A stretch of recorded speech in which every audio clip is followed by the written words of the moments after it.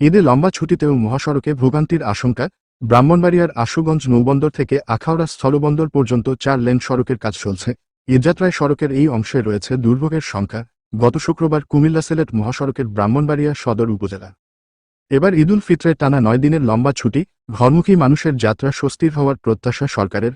কিন্তু দেশের দুটি মহাসড়কে উন্নয়ন কাজ অব্যবস্থাপনা ভোগান্তির কারণ হতে পারে বলে আশঙ্কা সংশ্লিষ্ট ব্যক্তিদের। বিশেষ করে ঈদের আগের 2 দিন যানবাহনের চাপ বেড়ে গেলে আর ব্যবস্থাপনা ঠিকঠাক না থাকলে তা যানজটে রূপ নিতে পারে। ঢাকা সিলেট মহাসড়ক 4 লেনে উন্নীত করার কাজ চলছে। এই সড়কের নারায়ণগঞ্জ থেকে নরসিংদী পর্যন্ত হাটবাজারের কারণে এমনিতেই চাপ থাকে। কিন্তু 4 লেনের কাজ চলমান থাকায় কোথাও কোথাও সড়ক সরু হয়ে পড়েছে, কোথাও আবার খানাখন্দের সৃষ্টি হয়েছে। আছে ধুলার ওরাওরি। এই পথে ঢাকা, সিলেট ও চট্টগ্রাম বিভাগের 9টি জেলার মানুষ যাতায়াত করেন। টাঙ্গাইল রংপুর পথে 4 লেনের কাজ চলছে 6 বছর ধরে, এখনও কাজ শেষ হয়নি। বিশেষ করে যমুনা সেতুর আগের অংশের কাজ এখনও চলমান।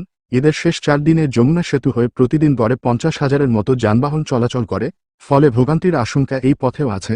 এই পথে ঢাকা, রাজশাহী, রংপুর ও খুলনা বিভাগের 21টি জেলার মানুষ যাতায়াত করেন। এর বাইরে ঢাকা ময়মনসিংহ সহ বিভিন্ন মহাসড়কের নানা স্থানে 2 পাশেই অবৈধ দখলদারদের কারণে সড়ক সংকুচিত হয়ে গেছে।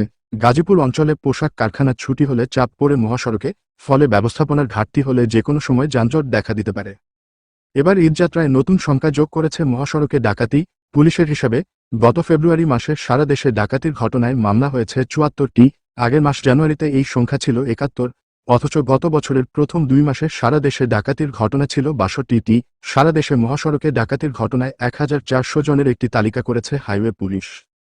এবার সড়ক পরিবহন ও স্থানীয় সরকার মন্ত্রণালয় নগরের প্রতিটি বাস, রেল ও লঞ্চ টার্মিনালে সিসিটিভি ক্যামেরা বসাচ্ছে। এর মাধ্যমে পুলিশসহ সংশ্লিষ্ট ব্যক্তিরা পর্যবেক্ষণ করবেন। সড়কে শৃঙ্খলা আনতে পুলিশের উপস্থিতি বাড়ানোর ঘোষণা দেওয়া হয়েছে।